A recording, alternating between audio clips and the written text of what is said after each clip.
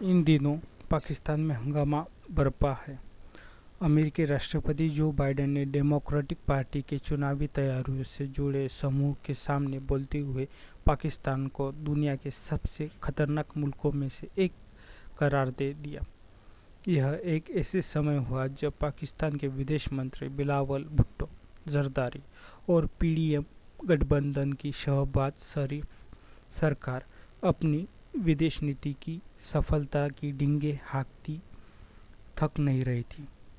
वर्षों बाद यह भी हुआ कि किसी पाकिस्तानी जनरल को अमेरिका के सुरक्षा तंत्र में इतना महत्व मिला।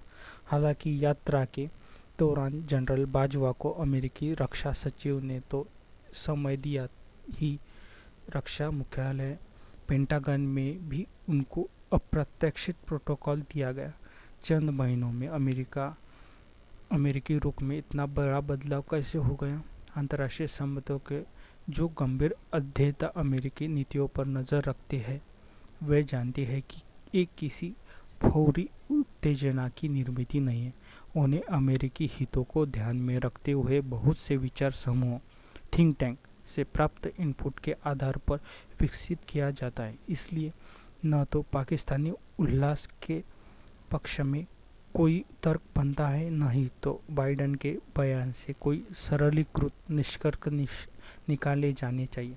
अमेरिकी राष्ट्रपति ने यूं ही पाकिस्तान को सबसे खतरनाक मुल्कों की श्रेणी में नहीं रखा है। 7 घोषित और 2 अघोषित परमाणु हथियार संपन्न देशों में पाकिस्तान अकेला है जहां से अलग अलग मौकों पर परमाणु तकनीक अनधिकृत स्रोतों को बेची गई है।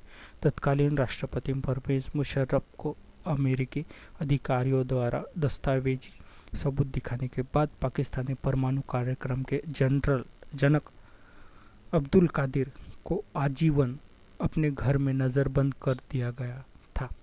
आज यह खुले रहस्य की तरह है कि उत्तर कोरिया ईरान के परमाणु कार्यक्रम विकास के जिन चरणों में है उन्हें वहां तक पहुंचाने में पाकिस्तान के सैन्य और असैन्य अधिकारियों की मिली रिश्वतों का भी बड़ा हाथ है। खुद प्रधानमंत्री रहे बेनजीर भुट्टो ने भी एक इंटरव्यू में इसे माना था कि उनके सरकारी जहाज का भी इस काम में इस्तेमाल हुआ था। पूर्व गृह मंत्री शेख रशीद जैसे पाकिस्तानी राजनीतिज्ञों ने सार्वजनिक रूप से स्वीकार किया है कि उनके पास टैक्टिकल बम है। टैक्टिकल बम वे छोटे बम होते हैं जो ने बिना महंगे तामझाम के 2-3 पैदल सैनिक चला सकते हैं। सही अर्थों में तो यह एक ही सैनिक काफी है जो अपने कंधे पर रखे किसी लॉन्चर से यह बम फेंक सकता है। इसे उपयोग में लाने के लिए कमांडर और कंट्रोल का वर्तमान तंत्र काफी हद तक अपर्याप्त सिद्ध होगा। छोटा बम एक सीमित इलाके में कुछ लाख लोगों को तुरंत ही मार देगा, एक बड़े परमाणु युद्ध की संभावना भी पैदा करेगा। अमेरिका के लिए दूसरा और ज़्यादा बड़ा दुःस्वप्न पाकिस्तानी परमाणु जखीरे का किसी आतंकी संगठन के हाथ पड़ जाना की संभावना आशंका है। एक कमजोर नींव पर खड़े पाकिस्तानी राज्य में इसका खतरा हमेशा बरकरार रहता है। कई बार ऐसा हुआ है कि देश के किसी विशाल भूभाग पर इस्लामी आतंकवादियों का कब्जा हो गया और एक स्थिति तो ऐसी भी आई जब वे इस्लामाबाद से ठीक 60 मील दूर रह गए। सिर्फ 60 मील दूर यानी जब लगभग 100 किलोमीटर यानी बहुत बड़ा अंतर नहीं होता। सिर्फ इस्लामाबाद से 100 किलोमीटर आता, मतलब ऐसा समझिए कि जैसे कि भारत से इस्लामाबाद 100 किलोमीटर है, तो इतने आसपास आतंकवादी आ चुके थे। तहरीक तालिबान इतना आसपास आ गया था, ये कितनी बड़ी बात है। और अगर ऐसी बात है तो पाकिस्तान के परमाणु बम कितने सुरक्षित हाथों में है आप सोच सकते हो। अगर वे परमाणु बम तहरीक तालिबान जैसे आतंकवादियों के पास पहुंच गए तो क्या हो सकता है, ये भी आप सोच सकते हैं। कितने लाखों जिंदगी का काम जान खतरे में है, ये आप सोचिए। कई बार तो ऐसा हुआ कि देश के किसी विशाल भूभाग पर इस्लामी आतंकवादियों का कब्जा हो गया और एक स्थिति तो ऐसे भी आई जब वे इस्लामाबाद से सिर्फ 60 मील दूर रह गए थे।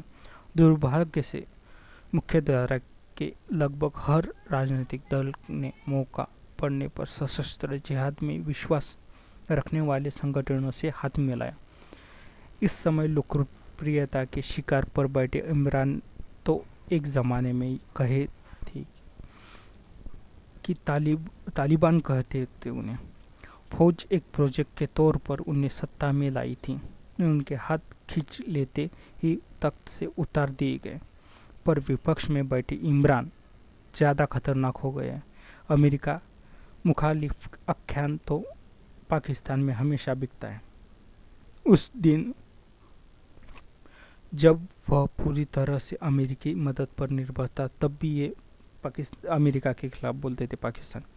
सार्वजनिक विमर्श का टोन ऐसा ही होता था। पर इस बार तो इमरान ने इस नैरेटिव को फौज विरोधी भी बना दिया। इन दिनों पाकिस्तानी सोशल मीडिया सेनाध्यक्ष जनरल बाजवा और उनके समर्थक खुफिया इदारों से अफसरों से खिलाफ गुस्से से भरा हुआ है। सत्याच्युत होने के बाद दोनों सारे उपचुनाव को एक तरफा मुकाबला में जीतकर इमरान ने साबित कर दिया है कि पाकिस्तान में अमेरिका विरोधी के साथ ही फौज विरोधी बयान भी बिक सकता है, और यह भी अमेरिका के लिए चिंता का कारण है। इसमें कोई शक नहीं है कि पाक फौज भारत की और अफगानिस्तान के अभियानों में अतिवादी मुस्लिम संगठनों का इस्तेमाल करने के लिए उन्हें पालती पोसती रही है। पर यह भी सोच है कि जब भी किसी जिहादी संगठन ने राज्य सत्ता पर कब्जा करने का प्रयास किया, उसके खिलाफ प्रतिरोध की मजबूत दीवार सेना ही बनी है। उसने इसकी कीमत भी अपने हजारों अफसरों और जवानों की कुर्बानियों के रूप में चुकाई है। पाक और अमेरिकी सैन्य अधिकारियों के बीच सरकारी रिश्तों में आने वाले उतार चढ़ाव के बावजूद स्वतंत्र संबंध बने रहे। इस समय पाकिस्तान का लगभग चौथाई हिस्सा बाढ़ के चलते तकलीफ झेल रहा है। कोड में खाज की तरह उसकी अर्थव्यवस्था कदर चरमराई हुई है।